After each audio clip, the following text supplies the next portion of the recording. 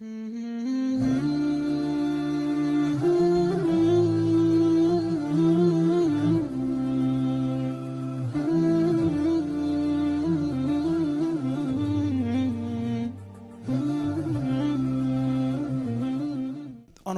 Sheikh Mufti ABDUR-RAHMAN MANGERA, who will be speaking for about 40 minutes on the important topic of atheism. Sheikh ABDUR-RAHMAN is very well known to youth and to the Muslims in this country. He is a graduate of Dar al-Ulum Bari, who also took his ijazah in fatwa from Madahir al-Ulum in India. He was also educated in SOAS University, where he obtained his master's and PhD in Islamic studies. So inshallah he's here with us. My request and call upon Mufti ABDUR-RAHMAN sir to come forward to the stage and deliver the speech. Jazakumullah khairan.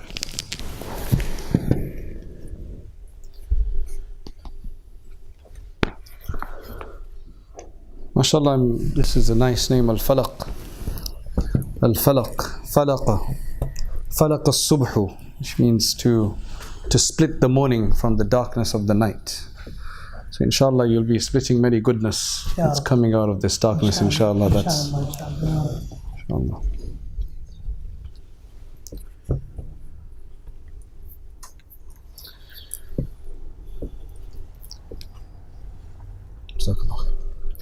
بسم الله الرحمن الرحيم الحمد لله حمدا كثيرا طيبا مباركا فيه مباركا عليه كما يحب ربنا ويرضى جل جلاله وعم نواله والصلاة والسلام على سيد الحبيب المصطفى صلى الله تعالى عليه وعلى آله وصحبه وبارك وسلم تسليما كثيرا إلى يوم الدين.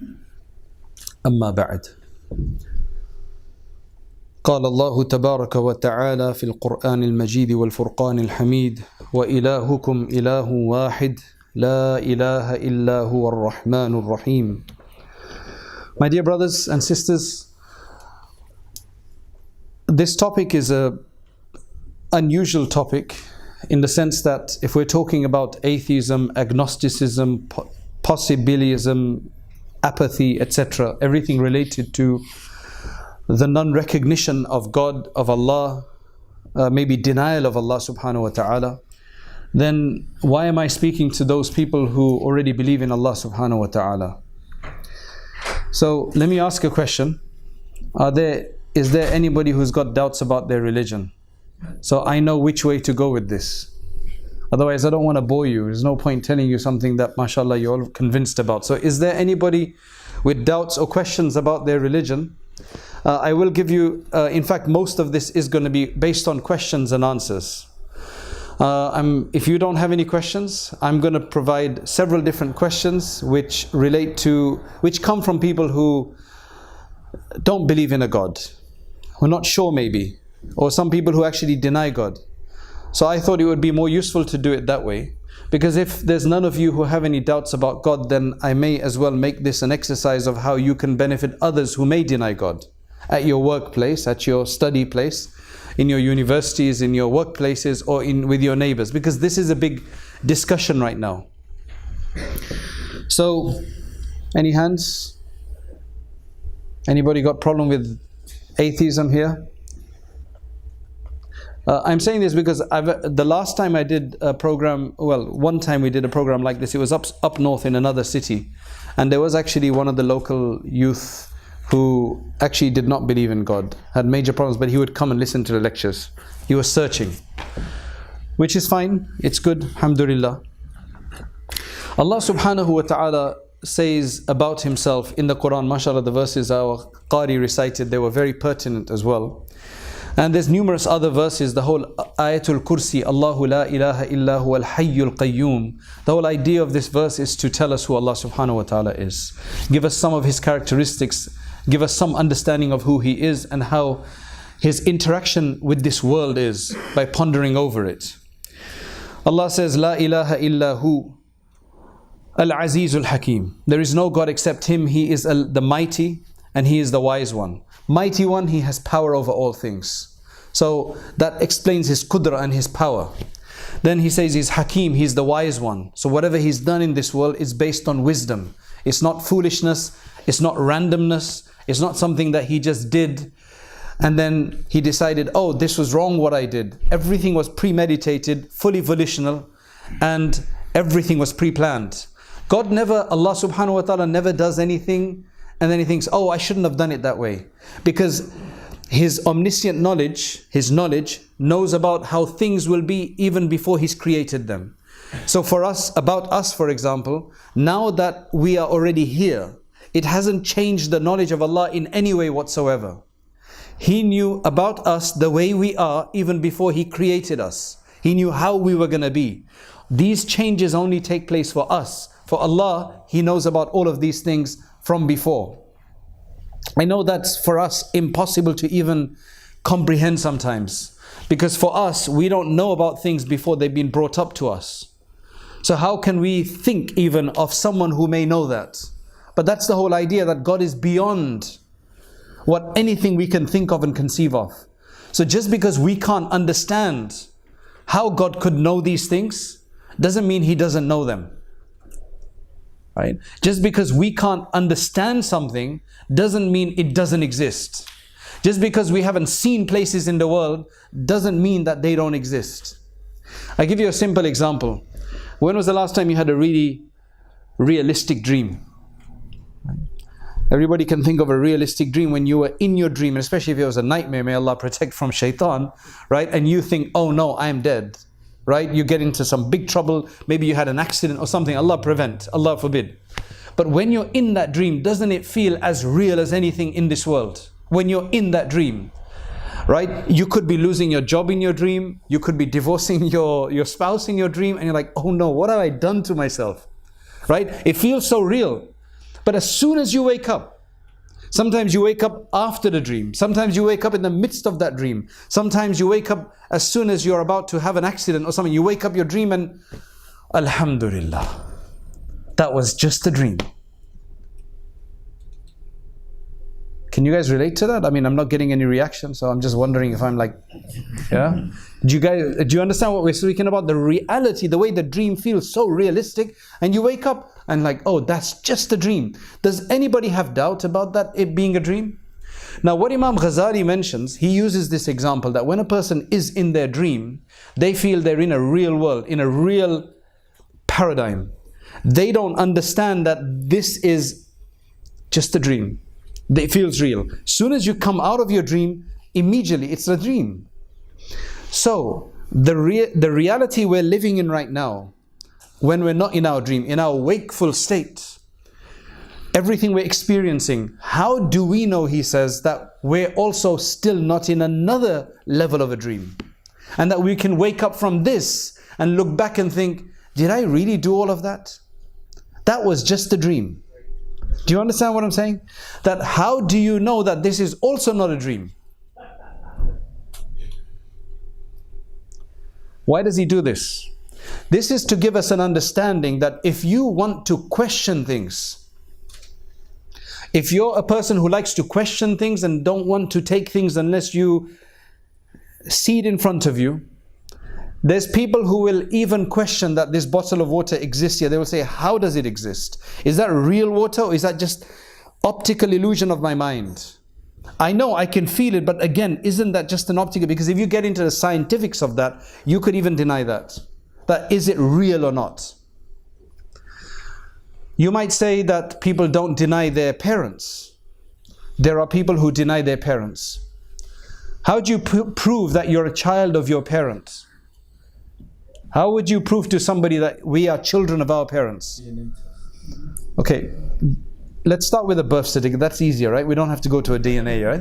Let's start off with a birth certificate. Somebody produces a birth certificate, right? The birth certificate is from England, or maybe it's from India, Bangladesh, somewhere. How difficult is it? Do you think it's impossible to forge a birth certificate? No. I mean, you can forge things. You've got the right amount of money, the right amount of contacts, you can forge a birth certificate.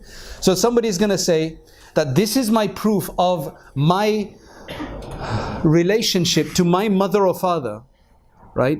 My mother or father. Can I prove it using a birth certificate? Birth certificate is open to speculation. Okay, let's do a DNA test. DNA tests are not 100% either. They're about 99%. Recently, I know a person who works in a fertility lab, in a very prominent fertility lab. They had somebody come in for fertility treatment. They took the egg and the sperm from the couple. They did everything. The wife became pregnant, the woman became pregnant. And then they come back and they're saying, this is not my child. Even though everything happened there. They had to then send for DNA tests to some of the greatest experts in DNA to America, etc. And they were shocked that this was an unusual case. This was an unusual case, that there were so many things that were different, but yet there were so many things that matched. And it created confusion in that. So if you want to be a skeptic, a questioner, not believing in anything unless you see whatever is absolute proof to you, then you can deny anything and everything. Everything is possible to deny if you want to be that skeptic. So where is your skepticism going to stop? Where are your questions going to stop? When are you going to start accepting things? How many of you have seen your great-great-grandfather? I've seen my great-grandfather. I haven't seen my great-great-grandfather. I'd love to see. I've seen a picture of his, but I haven't seen him. A passport picture. But that could have been made up. In India, you can make up anything. How do you prove that your great-great-grandfather existed? You can't. But don't we believe it? How do we prove that we were in an embryonic stage in the stomachs of our mothers? Does anybody remember that? But I don't think anybody's going to deny that one. Does anybody remember when Allah subhanahu wa ta'ala took out all of the children of Adam alayhi salam in the form of small ants, or as they resembled, and then He said to them, I am your Lord, aren't I your Lord? Alastu bi rabbikum? And they said, of course you are. Does anybody remember that? No. There are some people who say we can recall that experience. There are some people, maybe Ali radiallahu anhu, I think it was from him or somebody. That doesn't mean it didn't happen. So, all of this takes us to the understanding that it's not only through seeing something or hearing something that you can receive knowledge about something. There are many ways of receiving knowledge, receiving beliefs about some things. You have not seen your great-great-grandfather, you've never heard him, you've never held him, you've never hugged him, right? So none of your senses can bear witness to our great-great-grandparents, but we believe it nevertheless. How do we believe it? We do induction, we do inference, right? We use various different ways of reaching a conclusion. So, just because you can't see Allah subhanahu wa ta'ala doesn't mean He does not exist. There are so many things that we can't see, but we believe in them. That's why Allah subhanahu wa ta'ala says, ذَلِكُمُ اللَّهُ رَبُّكُمْ. That is Allah, He is Allah. That is, He is Allah, your Lord. La ilaha illahu. Constantly, there is no God except He. Khaliqu kulli shay. The creator of everything. Fa'buduh. So now worship Him. Because He is responsible for everything that you are. So worship Him. Show Him your devotion. وَهُوَ عَلَى كُلِّ شَيْءٍ وَكِيلٍ. Allah says, وَمَا أُمِرُوا إِلَّا لِيَعْبُدُوا اللَّهَ مُخْلِصِينَ. In fact, another verse, وَمَا أُمِرُوا إِلَّا لِيَعْبُدُوا إِلَهًا وَاحِدًا. They've only been told to worship one Lord, one deity. They've only been told to take one object of worship. La ilaha illahu. There is no God except He. Subhanahu amma yushrikun. Glorified and transcendent He is above what they bring as partners to Him, what they impartner to Him. So now, the first thing that you do whenever you come into any of these questions with anybody is never jump in to try to answer. There are so many questions about it. I'll give you another example. I was in a college just some time ago, and it was myself and this other Muslim sister who was representing the Muslim opinion. It was essentially in a sixth form college, and they had invited people from different faiths to talk about their faith. So the Christian clergy person, he spoke first, and then after that they told a sister to speak.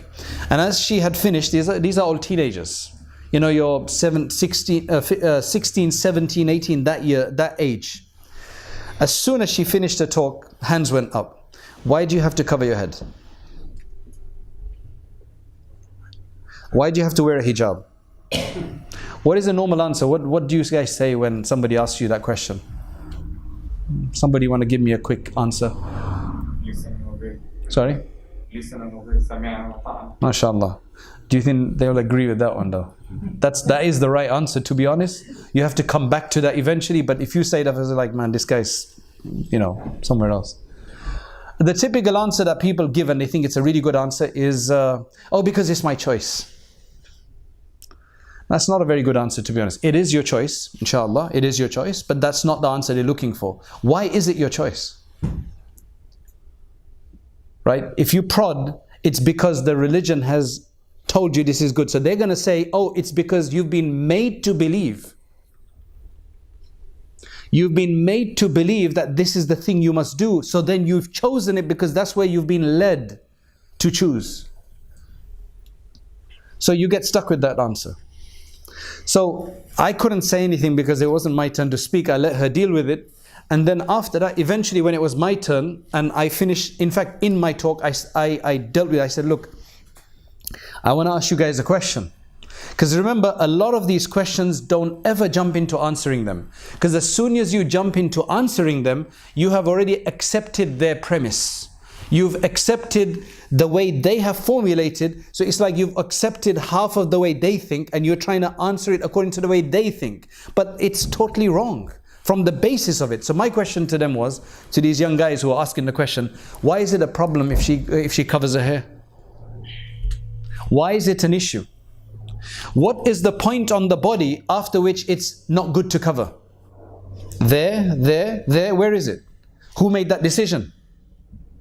The only reason you've got a problem with her covering her hair is because you're not used to it. You're used to women not covering their hair. But who makes that value judgment as to which is better? If she feels that is better for her, then let her do that. And if you feel that is better for you not to do it, that's up to you. But who makes the judgment? And why is your judgment that the hair should not be covered and women should leave their hair out? Why is that a better judgment than this? Where's the science behind it? Where are your statistics or studies or research that shows that is better than that one? Where is that? Can you see? Don't ever get caught up in the question. Always take the question and see why they're asking the question. Is this somebody who genuinely has a query, who wants to understand? Always prod them, like, why are you asking that question for? Why is that so important for you? Always do that. Then have a discussion. Go for a coffee if you want somewhere. Go for a tea somewhere. Let's discuss this. Right? You can't just answer this just like that. Don't jump into a question and try to answer it because you'll generally get stuck. Always try to understand why somebody is asking, the assumptions behind why they're asking that question. And then you can find some common ground where they accept certain things. Are they traditional people? What do they accept as truth? What can you use? Then you can try to understand how best to convince them. A lot of people ask, what is the best book to give to somebody who's interested in Islam? And that's always been a very difficult answer. The reason is that the person who is asking you that question, he may be interested in science. He doesn't care about spirituality. So you need to give him a book that is related from a scientific perspective about Islam. There are some people who are more spiritual. They don't care about science. So you need to get a book on Introduction to Islam about from a spiritual perspective. Right? Somebody might be interested in a more philosophical dimension. They might philosophize a lot of things. They're very deep thinkers. So now if you give them a book that is related to, not related to deep thought about Islam, then that's not going to be useful to them. But now I can say there is actually one book which, mashallah, deals with everything. I think when I read it, I benefited hugely from it. It's called, give me a copy, A Thinking Person's Guide to Islam. It's written by a person with 2 PhDs and he happens to be a prince. Right? But don't let that discount the book. A Thinking Person's Guide to Islam. written by Prince Ghazi. He explains what Islam is, the various different aspects of Islam. It's only came out, I think, about 2 years ago, and it's already been translated into several languages, because it's done in such a beautiful way, such a convincing way, because the author has 2 PhDs, he's a philosopher, and he's a very good, mashallah, a practicing Muslim.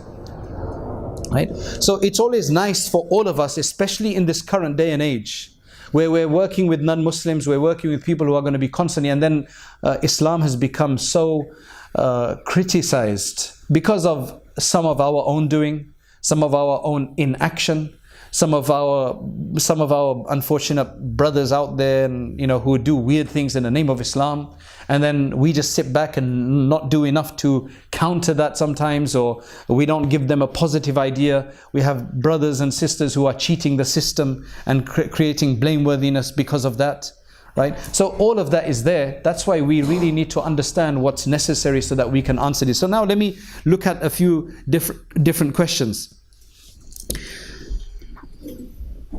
One of the best ways that you can explain to somebody who Allah subhanahu wa ta'ala is by what they call is the beautiful design of the universe. How can something be so beautifully designed and not have any designer behind it? I mean, this book, is it beautifully designed? Yes. Right? So there must be a beautiful designer behind it. It just couldn't come up randomly. Once Imam Abu Hanifa, right, was sitting there, and there was a group of atheists or agnostics. They were mulhideen. They were people who denied Allah, and they had confusions about that. They came to him and says, we want to ask you some questions. Right? So imagine you're sitting there, big scholar, he's sitting there, and these atheists, they're Arabs, and they're coming to ask the question. We want to ask you some questions about God. So Imam Abu Hanifa, he said, you know what? I can't take your questions right now. I can't take your questions right now, because right now I've got a question that I'm already dealing with. It's a very complex question, and I don't know, I'm thinking about it right now. So they got curious. They say, what is that question? He says, I've been told about a ship, right? About a freight liner, a ship, right? That travels on the ocean, and it's traveling without a captain. There's nobody governing its course. It's traveling on its own, and it's going through the waves, and it knows exactly how to navigate, and it goes from its place of origin to its destination, and it doesn't go wrong. And they're asking me about this, and I can't understand this. Now, that question, if it came today, we could all understand that. It's just a smart ship. It's got automated functions. I mean, you could planes can be basically flown right now with a remote control. They just have a person sitting there just to make sure that if the computer does malfunction. Otherwise, most pilots, they just sit there, they put in autopilot. They do certain things manually. I mean, if you've driven a Tesla, you may have had that experience. I mean, you're riding it, and you can put it on automatic, and it will avoid the cars in front. But then sometimes it does cause a problem, because it's just a computer at the end of the day. For us, this thing has become a reality now. But in those days, that was impossible to imagine. It'd be impossible to imagine a keyless entry of a car in those days. So I mean, a ship driving itself is impossible. So now, when he said that to them, they said, man, this is a crazy idea. How can a ship drive by itself? Right? Can't you not understand that? How can a ship? They're like trying to answer the question for him, like, why are you even entertaining this question? It's such an absurd question. And that's when Imam Abu Hanifa said, that's exactly my point to you. This is your answer. You guys cannot accept one small ship that can drive on its own, without a driver, and you think this entire universe with all of its beauty and everything, you think that can drive on its own? That can be designed and it can run on its own? And that's when they realized their fault. So you could tell that they were not arch skeptics. They had genuine. They were genuine seekers. Alhamdulillah, they all came back into the faith. So what I'm trying to say is that with a lot of these questions, don't be so naive and just kind of jump into it and try to explain in our, naive way. We can't do it. Sometimes you have to just stop, take a step back and say, why are we asking this question? Why is that so important to you? What is life to you first? Where do you think you're going? Ask him where he's going first. What do you believe in? See, because out there you've got people who absolutely deny Allah, like actively. They hate God. They hate the whole concept of God. They hate anybody that believes in God. They have a vehement approach to this, and they're seeking to actually destroy anything related to God, like arch atheists. And that's the difference between this generation, the last 40 years, and maybe hundreds of years before that. Because the militant atheism has been around, as you know, there's always somebody or the other who deny a God. I mean, that's just generically a human trait for some people. Right, but from around, you can do a trace of of atheism from about 1700. But in those days, Christianity was very strong in Europe. Now remember, Europe, where we live, never had a prophet. Right, Europe has never had a prophet. The Middle East has had a prophet. Right, many other places have a prophet, but Europe has not had a prophet. That's why their prophets are the major philosophers, like Kant and others. That's where they take a lot of this from today. The other thing that Europe has dealt with, right, is persecution by the Christian church, because the church dominated Europe. If you go to the University of, if you go to the Museum of London, does anybody know where that is? The Museum of London? Where is it? St. Paul's. Right, it's in that area, Barbican and beyond that. It's very interesting. You should go there to understand this, how this great city started. Right, a Roman garrison city on the Thames. Right, if you look there as it develops, there's a huge amount of churches. There's just church. Like, you know, when you go to Blackburn and you see masjid on every corner, it was like that. Well, it's still like that, but just in 1 year alone, I saw The Economist a few years ago, just in 1 year alone, 50 churches in London were sold. And this was a few years ago. They're being sold. 50 churches were sold to either become community centers, luxury homes, or something like that. There's a huge number of churches in London alone, because Christianity was quite widespread throughout Europe. The worst place where there's a lot of persecution and oppression committed by the church was in France. So today, you actually see that the French are probably the most antagonistic towards any religion. And because Islam is so strong and powerful and manifest and people like to practice it, Islam becomes their main enemy. That's why their whole constitution is based on what they call the laïcité, an extreme form of secularism that doesn't even allow religion. That's why they have such a problem with religion, less problem than the British have, than the UK have. That's why even in Canada, which is mostly English, part French influence, that Quebec and that, they're part French. It's from Quebec that they're trying to ban the hijab right now, not the rest of the country. And the French have some problem, right? They have a really weird relationship with, and yet France has probably the most Muslims in Europe. But they've had one of the reasons for that is they've just had a bad experience with religion. A lot of the time, people who deny God is because they've had a bad experience. And if I stop talking about Christians and I start talking about Muslims, it's a very similar picture here. One of the reasons why some Muslims have left the faith or are leaving the faith is because Islam has been presented to them in culture only. You know, the green and gold and red glitter of marriage, of weddings.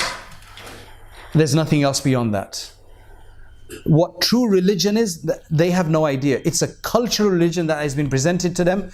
And then sometimes they've been forced to marry somebody they don't want to marry, like their cousins, and saying this is Muslim and Islamic. It's the only way Islam crept up in the whole discussion.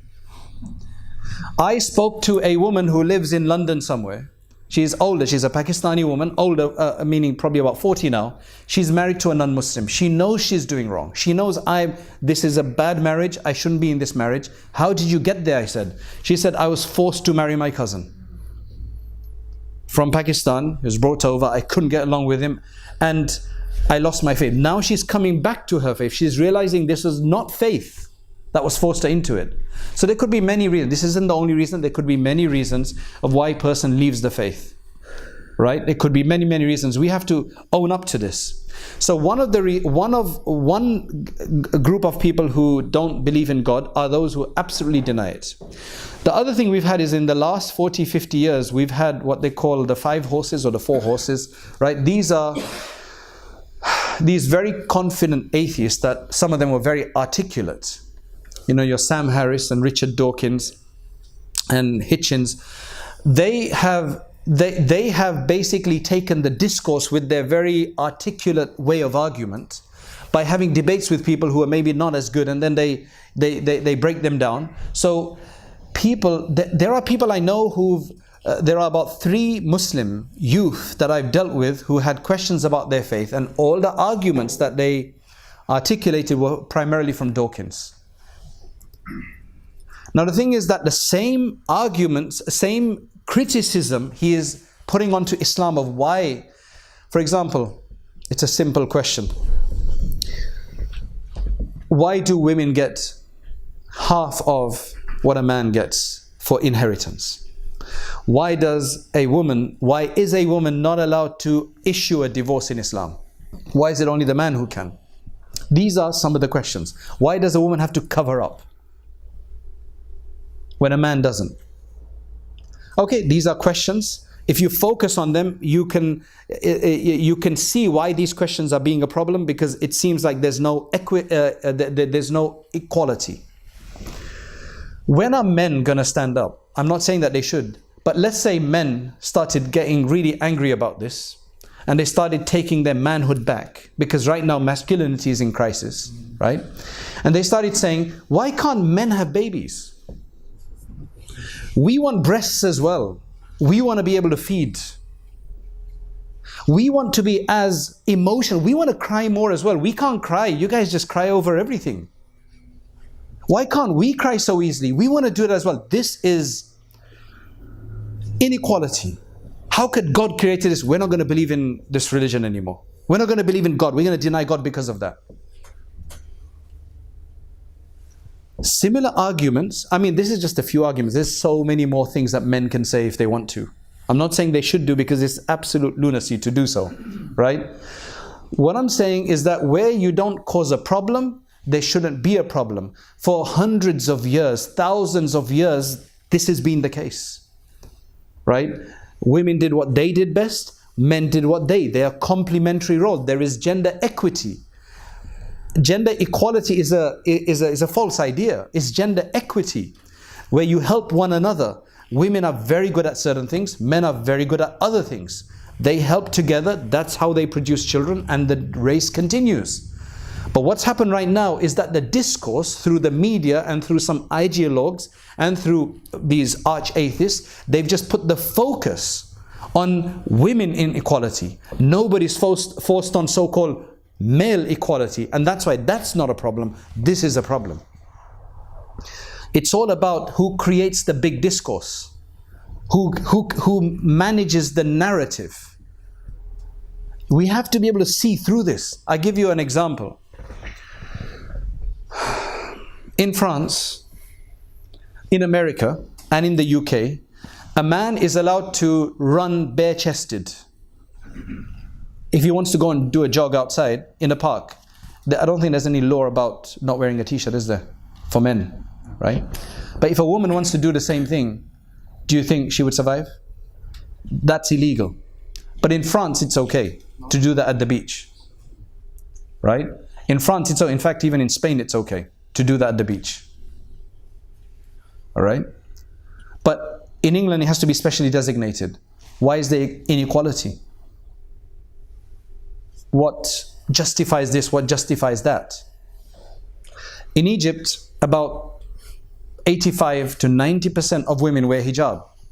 So if the country decided that hijab must become necessary for every woman, why should that be a problem? The reason it's going to be a problem is because anti-West. It's not the dominant ideology right now. People will make a big fuss. For that 10%, people will make the biggest fuss. But there's so many other things happening. Nobody makes a fuss about those things. Just depends on what the discourse is. That's why don't get caught up in the question and then trying to be boxed in and trying to find your way out. challenge their assumption. So I said to these young guys, what is it that makes that part of the body not to be covered? Why is somebody in a t-shirt and jeans superior to somebody in an abaya and in a hijab? Why is that one person superior to this person? Can anybody give a reason? It's only superior because we're used to it. It's a deep-seated ideology that has been fed to us and we've taken it in. We don't even know why we think that. Scientifically, why is that better than this?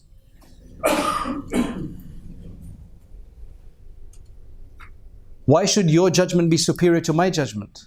If you want true freedom of expression, and if you want true freedom of whatever you want to do, then let her be like that, and let her be like that, if that's what you're saying.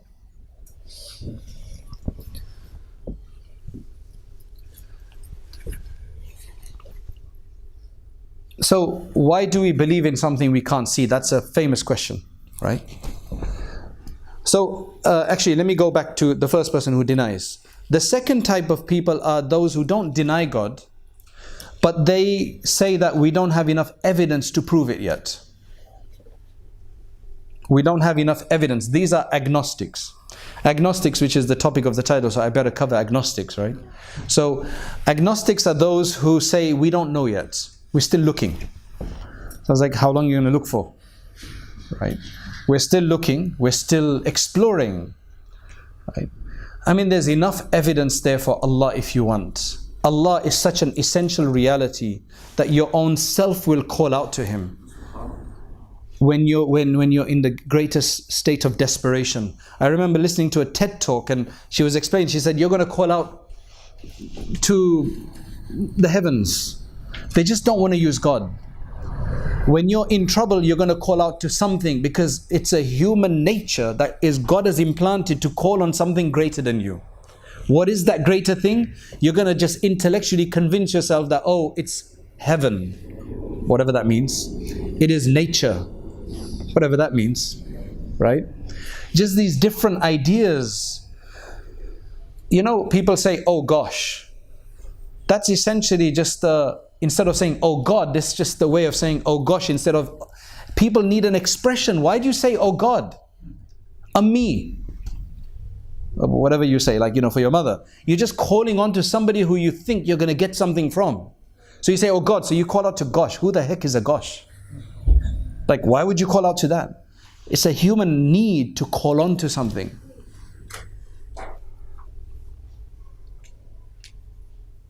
So that's the second, they're agnostics. The third set of people are apathy. Apathy means they don't care. They have no interest in finding out whether there's a God or not. They don't even want to discuss it. Oh, that doesn't, they're just indulgent in the dunya. We're happy, we just have lots of money, we can enjoy ourselves, we can eat and entertain ourselves to death. That doesn't bother us. We're not worried about tomorrow. We're not worried about the hereafter. Apathy is a massive problem. That's why you have a lot of Muslims who do believe in God at the back of their mind, but they have a lot of apathy. They don't want to learn. They don't really care. They don't really know. It's not a reality for them what's going to happen afterwards. So apathy is a massive problem. It needs to be cured. Then there's a fourth possibility. There's an author that I was reading, and he studied the brain in depth. So he's neither an atheist, neither an agnostic, neither apathy. He says that I'm a possibilist. Essentially saying that what it is that he is basically saying there's probably enough evidence for there to be something, but I'm not willing to accept it yet. But I'm saying possibly. It's better than the others, at least you're getting closer, right? These are just various ideas of the denial of God, because as our ulama have explained to us that people have different types of kufr. One is called kufru jahlin, the disbelief of ignorance, where you don't know about God, nobody's told you about it, so you're ignorant about it. Why you don't know? There could be many reasons why you don't know. You haven't bothered trying, or you did try but you couldn't find. I believe that anybody who searches God will find Him. That's a promise from Allah, I think. That anybody who searches for God will find Him. So that's kufru jahl, just ignorance. Then there's kufru inad and kufrul juhud. Basically kufru inad is, I know, but I'm not going to believe that. I know, but I'm not going to believe. Inside you know it's right, but you cover it up. And you stubbornly refuse to believe. You stubbornly refuse to believe. You're obstinate. If I really want to be fair with myself, I should believe, but I've got too much to lose. I'll need to do. Why do a lot of people not believe? Because if you start believing in God, He puts you into laws. God puts laws down. Following the laws of God are not easy. Right? That's why a lot of people say, what do you, if you're a Muslim, what do you have to do? Oh, you have to stop eating, you have to stop drinking, you have to stop womanizing, manonizing, whatever, whichever way it is. Right? No, I can't do that. That's difficult. Right? Maybe later. Whatever. It takes a while. It's just human beings. But Allah subhanahu wa ta'ala says, أَفَمَنْ شَرَحَ اللَّهُ صَدْرَهُ لِلْإِسْلَامِ فَهُوَ عَلَى نُورٍ مِّن رَبِّهِ. Reason I say that is because there was a group of atheists in America that were young Asian, Pakistani background, and they had become atheists. Now they were going around the different universities giving a lecture and telling them about their experience. And subhanallah, one of the names was Muhammad the atheist. It just sounds such an oxymoron. Like, how can you have a Muhammad who's an atheist? It just doesn't make sense, but something went wrong somewhere. And, there's Muhammad the atheist. And one of the questions that really struck me was that they were talking about their difficulty with their family and their parents. How they were trying to deal with their parents and difficulty of not being accepted now, being alienated, and so on and so forth. So the person asked him, wouldn't it have been easier for you to just believe? And he said, of course, but we can't. Now think about that. That's a very deep answer. It's a very telling answer. We would love to believe, I'm interpreting, that would have been easy for us. But we can't believe. What's going on here? What's going on here? What's going on is that if Allah says in the Quran, بَلْ طَبَعَ اللَّهُ عَلَى قُلُوبِهِمْ بَلْ كَلَّا بَلْ رَانَ عَلَى قُلُوبِهِمْ. There's طَبَعَ اللَّهُ فَبِمَا نَقْضِهِمْ مِيثَاقَهُمْ. When Allah puts a seal for whatever reason, then it doesn't matter what you try. You get the best people to explain to you who God is, try to answer all your questions, you just won't get it. At the end of the day, you must call on to Allah yourself. Now, this is not to say we don't have answers. This is not like you must understand the Trinity even if you don't get it. Like you must just believe. That's not the point. Right? We have many, many answers for all the questions. But if answers were convincing other people, but it did not convince you, then maybe there's a deeper problem, which is that there's a seal on the heart. And the only way to remove the seal is أَفَمَنْ شَرَحَ اللَّهُ صَدْرَهُ لِلْإِسْلَامِ. It is the one for whom Allah subhanahu wa ta'ala has opened his heart up for Islam. فَهُوَ عَلَى نُورٍ مِّن رَبِّهِ. That person is on the light of his Lord. That person is on the light of his Lord. That's why at the end of the day, it's really that which matters. When you have a wet ground, don't you know that it's rained? But somebody could have just sprayed it. But we generally believe in rain. We make certain calculations. Think if it's just a small area, okay, maybe there was a garden hose. But if it's a very large area and you keep seeing it, then okay, it was probably rain. You could even smell the rain in there sometimes. So we didn't see the rain, but we saw the ground wet. We inferred. It was a calculation that we did with our mind. It's a syllogism. We put two and two together, and that's what we said it is. That's why we have many things of the unseen to believe in, like the hereafter, that we can't see with our senses. But we have to understand, how can this world have been created without a person, without a being rather, right, who has the following capabilities? Because there's no way this world would have been so beautiful. Forget the entire world. Let's just look at some fruits right now. There are some people who have recognized Allah just by fruits. Look at the orange, for example. Right? It's a simple fruit that we don't pay too much attention to. It's got a thick skin that's orange on the outside, white on the inside. When you remove that skin, there's still another layer that protects the different segments. The segments then have a skin. It's segmented into however many, perfectly placed together in that round shape. You remove the segments, you separate the segments, then you take each individual segment and you can remove the skin. And then inside it's not like a mango, but it's actually, the flesh inside is made up of different, however you describe that, all right? You look at a mango, it's completely different. It's solid inside. It's soft. You look at a watermelon, it's this many % water, but look at the way it is. If you make that same thing into juice, it won't last for long. But if you leave the watermelon, it will last longer. You look at the jackfruit, right? I don't really do much jackfruit, but durian, if anybody's had durian. It's an amazing fruit. It's got a very thick skin, right? Very thick, prickly skin. You open it up and it's got these concaves in which there is the flesh of the fruit inside, which is like cream. It's amazing, but it's got a very bad smell, right? How Allah there was somebody who became Muslim just by observing fruit, that there's no way this could have just been done in random without a God. Somebody must have created this. What time we have? What time do you want me to stop? Because I can go on all night, but should we just... 5 minutes. 5 minutes? Okay, I'll take 5 minutes and then I'll open it up to you. If anybody has a question, then for 5 minutes, and then you can have your food. Yeah. Is that right? Salah is 8:15, so okay. Time limitation. I'll eat faster. Okay. Yeah, I'll eat fast.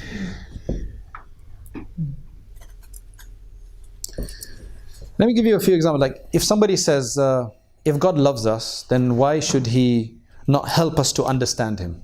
Now think of this question. Somebody asks you, okay, so if God is supposed to be loving and everything, merciful, and He loves us, then why shouldn't He help us to understand Him? How would you answer that? How do we know He isn't? Exactly. You have to challenge the question.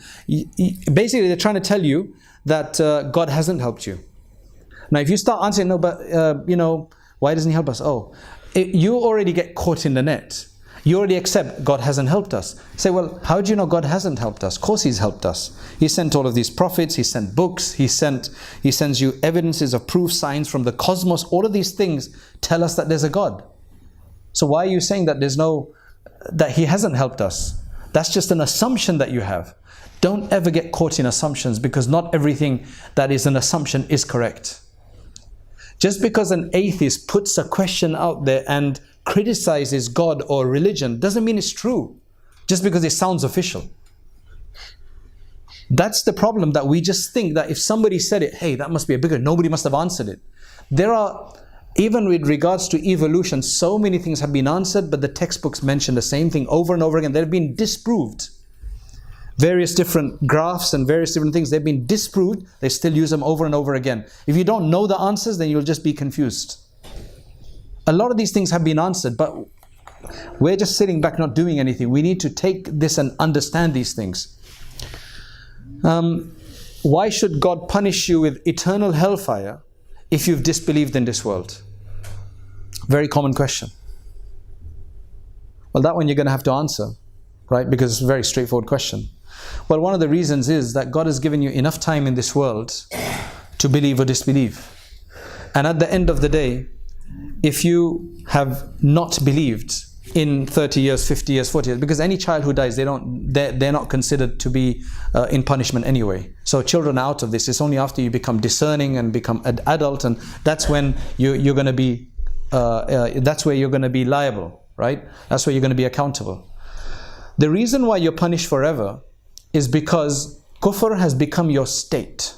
It's not an action anymore. It's not like I only did it for 5 years. It was only kafir for 10 years or 20 years. It's your state. That's your hal. That's who you are. Now, that's who you are. So that's a state. Is very powerful. That's very revealing about somebody. So some say, if you have a merciful God, why is there suffering in the world? How do you answer that one? Life is a test. Sorry? No, then again you're buying into it. First thing is, what is suffering? Let's decide what suffering is first. And why is suffering bad? Why are you making it a big deal for? Why is suffering bad? Isn't some suffering good? It actually makes you a better person if you suffer. It takes you down from your arrogant state, like because you got a lot of money, or you got very, and you have to then suffer. You like really think about yourself. There's a purpose behind suffering. Why should it be bad? Okay, some suffering may be considered bad, but why all suffering? What is that decision? So there's lots of answers like this, lots of questions like this. So I stop here. And my final thing is that what we need to do is we need to constantly, to protect ourselves and our children, we need to constantly remember Allah subhanahu wa ta'ala. The more we remember Him, inshallah, the stronger He will be in our hearts. So these small things will not faze us. Number two, we need to gain knowledge. And we need to understand more about Allah. Deep reading of the Quran, especially the verses about Allah, they are very helpful. And other really good books on Islam and about Allah, they're very useful. Like as I mentioned, this really gives a good modern understanding. And then number three, don't get caught out with these questions. Right? You can't answer these things in a simplistic way. You have to challenge the assumptions and ideas, and you will feel that if you have the confidence and the trust in Allah, inshallah, you'll be able to prevail. So you must have a lot of trust in Allah subhanahu wa ta'ala. We ask Allah subhanahu wa ta'ala to keep us steadfast. Allahumma thabbitna ala deen. That's very important. Rabbana la tuzigh qulubana ba'da idh hadaytana wa hab lana min ladunka rahma innaka antal wahhab. These are very important du'as to make. So inshallah, I stop here. If you have any basic questions, I can take it as long as Hazrat here allows. Barakallah fikum. Jazakumullah khairan. I would like to extend my gratitude on behalf of Al-Falaq Dawah Project and on behalf of Bow Muslim Community Center, on behalf of the management committee. I'd like to say Jazakallah khairan to Sheikh MUFTI ABDURRAHMAN Mangera for this very informative lecture on the critical and complex topic of atheism and agnosticism. May Allah bless you and reward you. Due to the time limitation, we decided to give the refreshments to your hands, inshallah. So I don't think we have enough time to eat before Salatul Isha. So we'll come to your hands, inshallah. You can say before, after Isha, you can eat here after Isha if you like, or you can take home, up to you. What is it? What are you getting there? It's biryani in a container, yeah. So I think that would be probably a better idea so that we can pray on time. In the meantime, if you have any questions, you may ask your questions as well. I think you will have, some of your brothers will have questions. So please do ask your questions and food will come to you soon. Yes, sir. How would you answer the question when they ask you, if Allah can do anything, can He not make a stone that it can't live? Yeah, that's a question that applies. That's a question that a lot of people think. Repeat the question. Oh yeah. So the question is that if God is all powerful, then why can He not build? Can He build a stone or manufacture a stone that He cannot lift? Right? The same. To be honest, it's the same question. Why can't He develop another God just like Him? If He is so powerful, why can't He do that? So this is quite a simple question, to be honest, and there's a very simple answer to that. God is defined as being all powerful, that He can do whatever. Right? Now there are two answers here. Number one, there can't be anything in existence. It's an absurdity, it's a logical fallacy, an absurdity for there to be anything that God can't do in existence. It's like asking the question that can you design a square that is triangle? Can you have a triangle which is square or a square which is triangle? You can't, because by the very definition of what a triangle is, it's a three-sided shape, and a square is a four-sided shape. So you can't say why you can't do that. Now, if you get the best mathematician and trigonometry, is that what you call it? And you tell them that you're not good enough if you can't do that, it's just absurdity. It's a silly question to start with. Because God is all powerful by His very intrinsic nature. So if I say, why can't God create another God? It's the same thing. Why God, another intrinsic characteristic of Allah is that He is one. If He created another one, it'd be absurdity.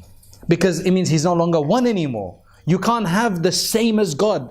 It's impossible because God is one. You can't have two ones. Do you understand? The unique ones, right? Because it's something else. These are absurd questions that are being asked, like, if this is white, can you make that dark, but it's still white?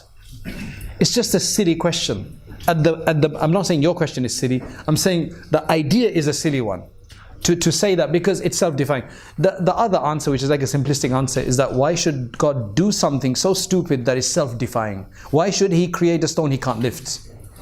But that's not really the strongest, that's not really a very good answer anyway. The main thing is that God has ability over all things that are possible. This is an inconceivability. This is not even, you can't even rationally think this thing. Yes. Two possible questions you can answer. Number one is that foremost atheists will now use science as the means by which they understand. Right. Okay. Very good question. So what they say is, as believers, what we understand as God, i.e. for them, that which is not understandable as yet, is simply a phenomena that has yet to be determined or understood by the scientific methodology. So therefore, if you wait, it will be answered. Okay. So the question is that the first part of your question was this: we have science, and science. And that's the tool by which we that is the way we know things, right? Generally, science is the modern way by which we know things. And right now, science hasn't told us there's a God, right? There's a number of problems with this question to start with, right? There's a number of assertions being made here, which are not entirely accurate. First of all, science, God is outside the realm of science. Science is based on, right now, on empiricism, which means things you can observe and test and repeat. Right? Can science answer the question of beauty, aesthetics? What is beautiful and what is not beautiful? That's a judgment. That is a value judgment. Science can't answer that. Science can tell you how this thing is made, right? And that this thing is so hard, and this thing is so tall or whatever. Science is not even there to answer. This is not like a criticism of science to say that science doesn't deal with God. It's beyond its scope for science to deal with God, because science doesn't tell you where things, the purpose of things. It tells you how things are. It doesn't tell you about the purpose of things. So science cannot explain ethics, for example, because ethics is outside the realm of science, right? How you should eat, the ethics of eating, the ethics of not cheating. How does science even deal with that? It's a different paradigm. That's a different idea whatsoever. So people have started saying or started believing that science must be able to answer everything. But it can't answer everything. It has a limited scope. So these things are outside the science, limits of science. Muslims have never had a problem with science. Christians have had a problem with science. So when Christians have had a problem with science, people have thought, if Christians have had a problem with science, Muslims as another religion must have a problem with science as well. We don't, because we understand that science can only answer certain things, while it can't answer other things. Number two, for Christian scientists, when they go into a laboratory, they have to leave their faith at the door, right? Because it's not reconcilable. For us, it's not a problem, because for us, science doesn't deal with anything to do with God anyway. And then to say that, they try to say that are you saying that scientists aren't religious people? As many religious people as you have in the community, in the society, the same proportion, there were 2 studies done on this, the same proportion of people, the same proportion of believers you find in people, as opposed to non-believers, you will find the same proportion of believers among scientists over non-believers in science. It just represents. So if you believe and you do science, you can do it, and if you don't believe in science and you'll just come up with a different conclusion. But science has got nothing to do with God. Bas? Yes. And okay. Maybe one more question, if anybody has one more. Science can explain the universe, but it can't explain why the universe. Like, why is the universe there? They can't explain that. Yeah. Yes, brother.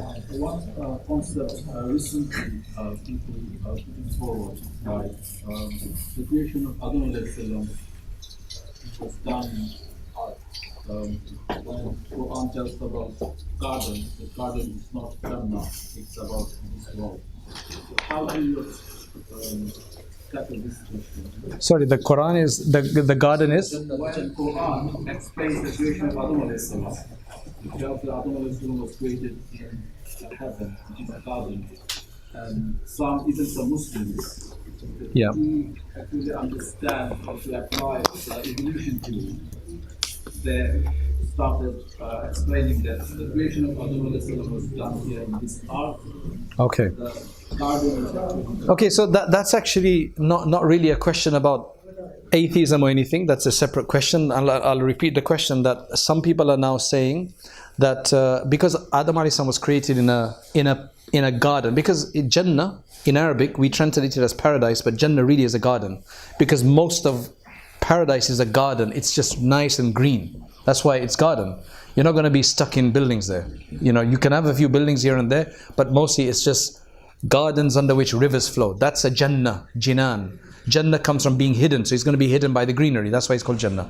So if Adam alayhi salam was created in a garden, and some people are now saying that the garden was in this world.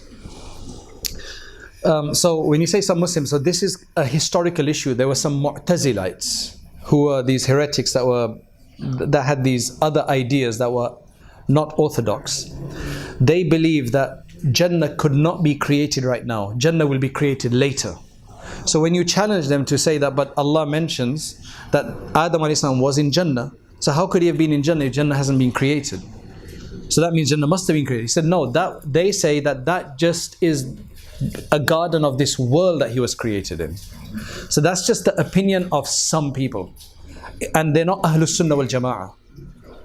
Our Jannah or Iddat, it's already been created in the heavens. That's our Aqidah. It's already there.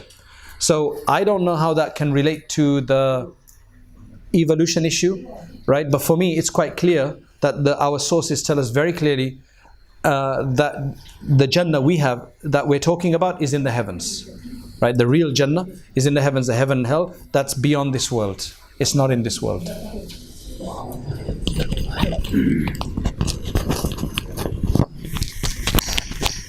Jazakumullah khairan to all the brothers and sisters for taking this trouble to come and join this auspicious gathering organized by Al-Falaq Dawah Project. Also, I would like to say thank you very much to the management, Imams and the Mashayikh and the guests for making this program successful. This program happens every first Sunday of every month.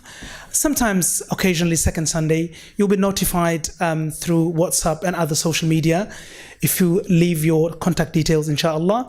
Actually, Sheikh MUFTI ABDURRAHMAN MANGERA was the first speaker of the series of our programs. You attended the first talk, yes, in Collingwood Masjid. So we're happy to have him here again, and inshallah he will give us more time. Do make dua for us, for our brothers in Al-Falaq Dawah Project. Also support us, inshallah, in whatever way you can. Du'as, participation, and also we have small donation box. If you can, if you are interested in contribution, then you can do so. There is a small box at the behind or at the back of the hall, and also there's one box in Sisters Hall. So please do participate if you are interested. Jazakumullah khairan. A short dua will be made, and that's how we'll conclude this event. And the dua will be made by the guest speaker. Okay, please do come forward, Sheikh, inshallah, and make dua, please. Please give us some barakah. Yeah, inshallah. The other thing is that we've got some of these books if anybody wants to buy them outside. Buy them, how much? I think it's £10. And the Sheikh is saying that there is a book will be there outside for sales, A Thinking Person's Guide to Islam by Prince Kazi bin Muhammad, as he mentioned in his lecture. So if you're interested, you can inshallah purchase them outside. And Sheikh Maulana Shahid Sir, please come and make dua. If I could request brothers to begin with Durood Sharif. اللهم صل على محمد وعلى آل محمد كما تحب وترضى. اللهم صل على محمد كما تحب وترضى. اللهم آمين. اللهم أنت السلام. اللهم أنت السلام ومنك السلام. تباركت يا ذا الجلال والإكرام. اللهم صل على محمد كما تحب وترضى اللهم صل على محمد كما تحب وترضى اللهم ألف بين قلوبنا وأصلح ذات بيننا واهدنا سبل السلام وأخرجنا من الظلمات إلى النور وجنبنا الفواحش ما ظهر منها وما بطن وبارك لنا في أسماعنا وأبصارنا وقلوبنا وأزواجنا وذرياتنا وتب علينا إنك أنت التواب الرحيم. اللهم آمين. اللهم إنا نسألك من خير ما سألك منه نبيك محمد صلى الله عليه وسلم ونعوذ بك من شر ما استعاذك منه نبيك محمد صلى الله عليه وسلم. Ya Allah, Ya Rahman Rahimeen, make Islam beloved to us. Oh Allah, make Iman beloved to us. Oh Allah, make Prophet Muhammad sallallahu alaihi wasallam beloved to us. Make his Sunnah beloved to us. Ya Allah, grant us tawfiq to do those things that you approve and help us avoid doing those things that you disapprove. ربنا تقبل منا إنك أنت السميع العليم وتب علينا إنك أنت التواب الرحيم. سبحان ربك رب العزة عما يصفون وسلام على المرسلين والحمد لله رب العالمين.